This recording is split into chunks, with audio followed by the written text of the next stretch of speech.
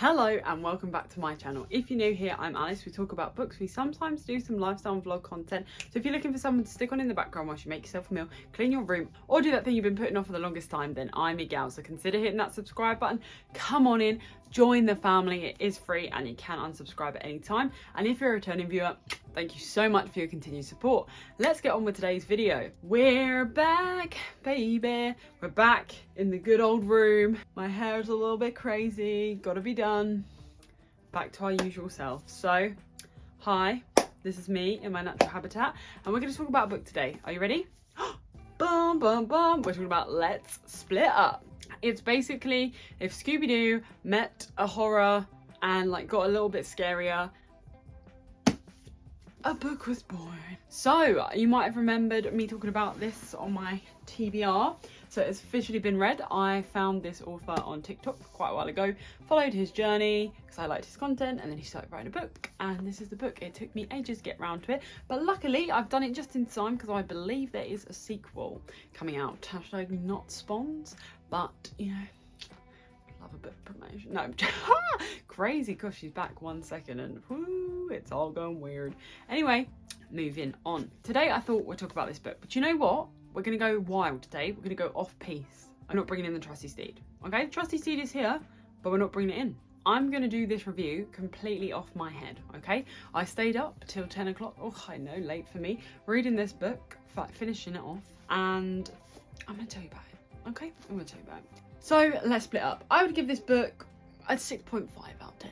It was good. It definitely had a slight room for improvement, but for a first book, this was great. Honestly, absolutely smashed it out of the park. So, snaps and claps all round to Mr. Billwood. You did a really, really, really great job. And again, who am I to judge? This is just a humble gal's opinion. So if you disagree or agree with any of the opinions in this video, that's okay. Let me know your thoughts in the comments down below. It's all fine. Everyone's allowed to have their own opinion on the book, all right? So this would be about 3.5 stars. I'll probably give it a 4 on Goodreads because I feel like I want to back the author, you know? I don't think it deserves less. Like, I don't think it deserves a 3, so 3.5 for me in my own ratings. But yeah, I really enjoyed this one, and let me tell you why. So I really liked the character building in here. I liked the dynamic of the group. I also loved that we had some love in there. We love a bit of romance. So, you know, it wasn't anything too intense, wasn't too wild. This was definitely more supposed to be like the suspense kind of book. It wasn't supposed to be super romance, but it did have a little bit in there, which I very much enjoyed. I also like the concept because it really did make me feel like I was reading something to do with Scooby-Doo. And guys, let me tell you, this is kind of embarrassing. So back in the day, I mean, I'm a bit of a wimp, you guys know that. I'm not very good with horror and things like that. But back in the day, I used to be quite frightened of Scooby-Doo. However, I was addicted to watching it. So my mum then stopped letting me watch it at home because I would watch it and then I'd have nightmares or not want to sleep or whatever. But then when I'd go to my nan's once a week, I'd be like, hey Nan, can I watch Scooby-Doo? I used to watch it and she used to let me watch it and watch it all day, and I'd be like, loving it, and then I'd go home and cry. So sorry Mum, sorry. But yeah, so I was a little bit of a wimp, but it's okay. I was, what's that called when you're like addicted to something? I was addicted to the toxic relationship I had with Scooby-Doo. Do you know what I mean? Anyway, swiftly moving on. This is why I really loved that. It had a nostalgic feel, so it was set in 2001. Definitely big Scooby-Doo vibes, and I liked the way he intertwined that with the horror element and the thriller element. I think he did it really well.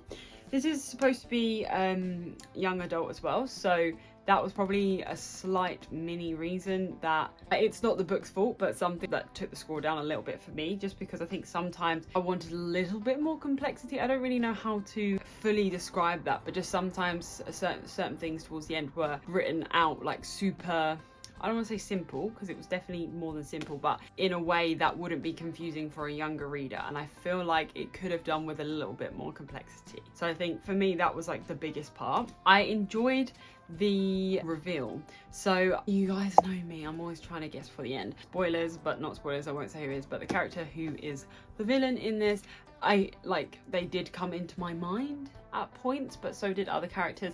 So it wasn't like a massive shock reveal, but it still was a good twist because you kind of had a few avenues it could be and you weren't sure which one. I think that's what's clever about this book, is that when you have that thriller, that kind of whodunit where we're pointing to, you kind of, it's good to have multiple suspects, but when you get there you sometimes already have, okay, well it has to be this one. Whereas I feel like we still had multiple suspects, and then just as they revealed it, it was like boom. And there was like moments where little things were revealed and I'm like, I'm sure I remember someone doing that. And normally me, I'd like go back and be like, oh, who was it? And then I would have probably like guessed or whatever. But I just thought, no, I'm gonna keep reading the book how it's supposed to be, because it's mentioned now, because you've probably forgot that. So I did it like that and I really did enjoy it. So there was another little side story, you know, some secrets about another character in here. And I enjoyed that as well, but I would have liked maybe a little bit earlier in the book, maybe. I think what I struggled with towards the end was it kind of, sometimes it feels like you're getting there and you know that you've got to achieve a lot in that time, and you know, I always say this, you know, 50 more pages, just 50 more pages, just a little bit more in depth, because I feel like we had a super big reveal, then another big reveal, and I feel like they kind of made them feel a little bit rushed, which again is such a tiny little thing in the grand scheme of things. Like the rest of the book, the way it was all put together, the writing, the language, the flow, everything was great.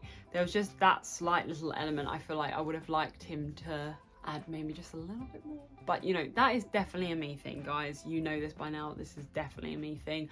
I just like a little bit longer. I also feel like the villain himself was like a little bit like, I get he was trying to be a little bit unhinged with it, but I feel like we needed to pick a lane on what type of villain the villain was, if that makes sense. Again, you know, in these reviews I don't go into too much detail, I don't like to do spoilers, so people can watch them as well. They just want my thoughts. But I do think that the villain could have done with maybe sticking to one archetype, I'd say. Like they did, but also, I don't know, at times I was a bit like, oh, I'm a bit terrified of you, oh, I'm not a bit, do you know what I mean? So I feel like that maybe was a little tiny thing as well. But honestly, other than that, it was a really good book. I enjoyed it. I will definitely be giving this to George to read. I feel like he'll love it. It's just nice, and it's like easy but tense, and that's what I like. It's easy to read, but it did still make me be a bit like, and like my heart rate did go up a bit, and I definitely felt Alice reading a scary book, even though it wasn't super scary, but you know what I mean, like a little bit tense. I definitely got that vibe from here, but it was still really good, really easy to follow, and that's what I liked about it as well. I guess from that aspect, the YA element did work, because it did definitely make it easy to follow. Everything was super clear, everything felt really put together, chosen meticulously, so you know, that's really good. I also love this cover. You know how picky I am with covers, guys. I think this is amazing. I think the font, the brightness, the ombre, I think everything about it's great. So he really did good, and it really captures the vibe of the book, and I think that's nice. Yeah, honestly, I feel like I probably could waffle on and ramble on for more and more time, but I think that's it for what I've got to say about this. Like I said, it was all off the old noggin today. I will write a proper review on my note section, because I always like to do that. But, you know, for now, I think it's okay. Well, without further ado, I hope you enjoyed this video. Don't forget to give it a big thumbs up, smash that like button, and don't forget to subscribe. Have you subscribed? Thank you very much. And as always, until the next one, I'll see you then. Bye!